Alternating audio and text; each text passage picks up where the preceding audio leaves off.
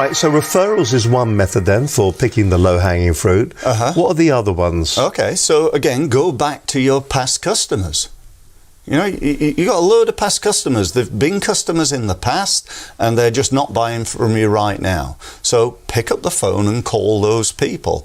You've probably got a load of leads that you've just, you've not really followed up as well and as consistently as you could. You need to pick up the phone and call those people.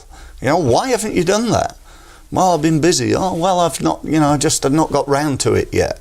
Go and phone those people who've said they're interested. How many times, Steve, have you inquired from somebody and you've perhaps done an email, I'm interested in your service, and 5 days later they've not even phoned you yet?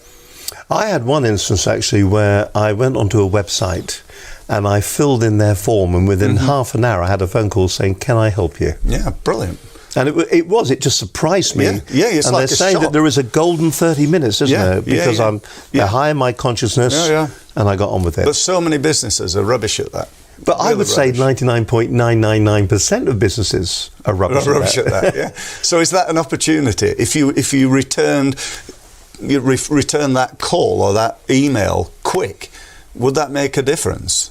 Speed stuns, I believe. Speed is everything in business. It's very interesting. I was at a PSA London meeting, and they stood up there and someone was talking about how to sell your speaking business.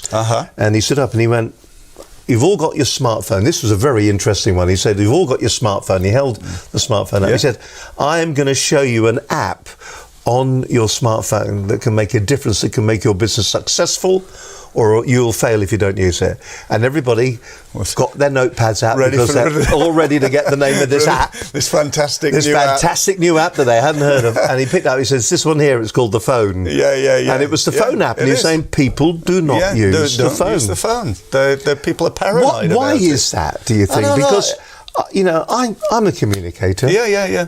Years on the radio, years on the telly. We've done all of that. Yeah. I don't like doing it. I think it comes down to rejection. People don't, you're going to get rejected. We all carry a wheelbarrow of ego in front of us, don't we? Yeah.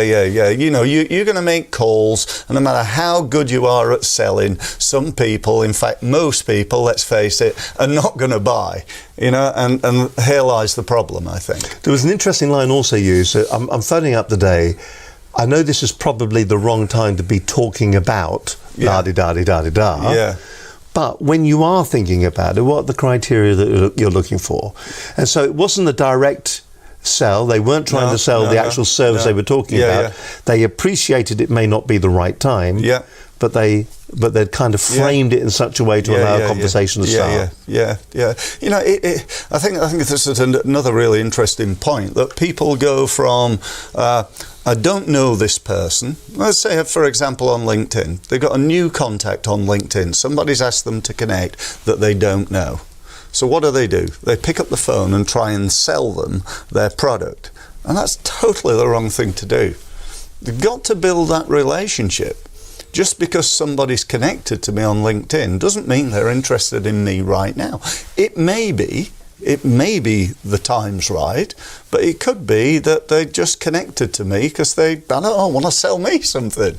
Or, they just wanted to grow their connection. So I've got to then go from don't know him, don't like him, don't trust him, to get them to a level where they know, like, and trust, so that I become the natural choice, the key person of influence in my market, so that when somebody's interested in what I do, they naturally come to me rather than Googling it. You've actually got quite a high profile, but in the other breath, nobody knows you exist. And that is also half the problem. Most businesses are living in the world of obscurity. Yes. They're well-kept secrets. Yes. And that is a real issue. How do you get past that?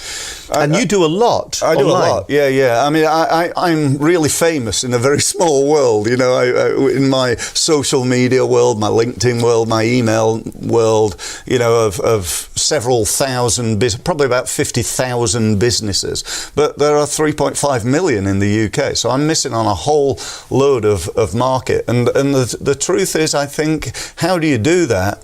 I think it's one step at a time, Steve. You know, growing that database, you know, growing the number of people who know you and are connected to you.